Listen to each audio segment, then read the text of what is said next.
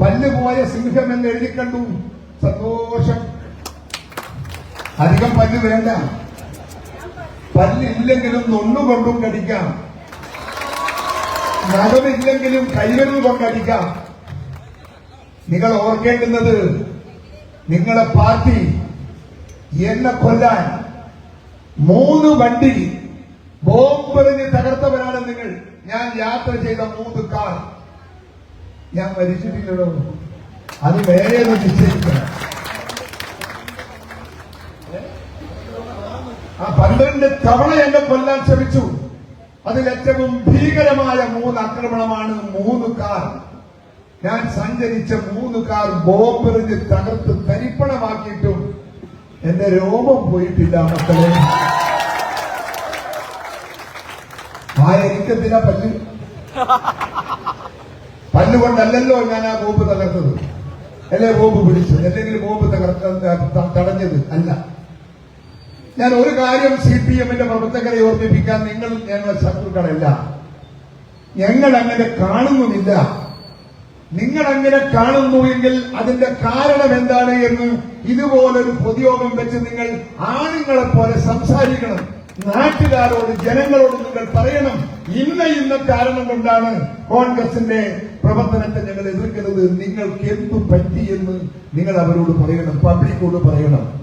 നിങ്ങൾ ഒന്നും ചെയ്യാൻ നിങ്ങൾക്ക് സാധിക്കില്ല. ഇവിടെ പഴയ സ്ഥലമാണ്, നാടാണോ ഈ നാട്? മലപ്പട്ടം, പഴയ മലപ്പട്ടാണോ ഇവിടെ? പഴയ മലപ്പട്ടത്ത് ഇവിടെ കോൺഗ്രസിന്റെ കൊടിയും കോൺഗ്രസിന്റെ പ്രവർത്തനവും എത്രയുണ്ടായിരുന്നു എന്ന് എനിക്കറിയാം. അന്ന് ഞാനിവിടെ വന്നു പോകാറുണ്ട്. പക്ഷേ ഇപ്പൊ ഇവിടെ എന്താ സ്ഥിതി? ഒന്ന് CPM ഓർക്കണം, ഞങ്ങൾ ഇവിടെ വളരെയാണ്.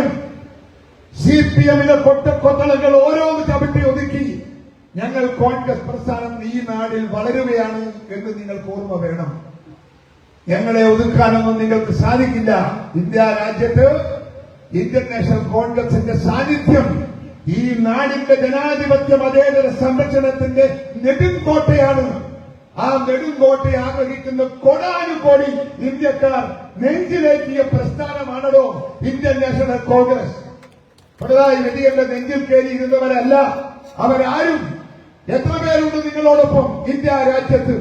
നിങ്ങൾ എത്ര നേതാക്കന്മാർ നിങ്ങളെ ആകർഷിക്കുന്നു, നിങ്ങളെ ഏറ്റെടുക്കുന്നു? പരിശോധിക്കാൻ പറ്റുമോ നിങ്ങൾക്ക്? പിണറായി വിജയൻ ഭരിക്കുന്നു. ഇവിടെ 3ാം ടേമാണ് ഭരിക്കുന്നത്. എന്ത് മുന്താണ്, എന്ത് കൊടച്ചക്രാണ് ഇവിടെ ഭരിക്കുന്നത് എന്ന് CPM-കാർക്ക് വല്ല ബോധ്യമുണ്ടോ? പാർട്ടിക്കകത്ത് നടക്കുന്ന വാക്കുതർക്കങ്ങൾ നിങ്ങൾക്കറിയോ?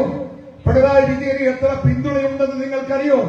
ഞാൻ ഈ കഴിഞ്ഞ പാർലമെന്റ് തെരഞ്ഞെടുപ്പിൽ മത്സരിച്ചപ്പോ 1.5 ലക്ഷം വോട്ടിനാണ് പിണറായി വിജയന്റെ നാട്ടിൽ ഞാൻ വിജയം കണ്ടെത്തിയത്.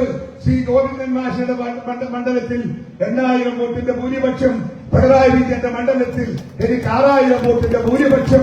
അത്ര ആരാ വോട്ട് ചെയ്തത്? അവിടെ സഖാക്കളാണ് വോട്ട് ചെയ്തത്. എനിക്ക് സഖാക്കൾ വോട്ട് ചെയ്യുന്ന കാലമാണ് ഈ കാലം എന്ന് പറയുമ്പോ മാറ്റങ്ങൾ നിങ്ങളുടെ പാർട്ടിക്കകത്ത് വരും കാലങ്ങളിൽ പെട്ടെന്നുണ്ടാകാൻ പോകുന്നു എന്ന യാഥാർത്ഥ്യം ഇവിടുത്തെ CPM-കാർ ഉൾക്കൊള്ളുന്നത് നല്ലത്.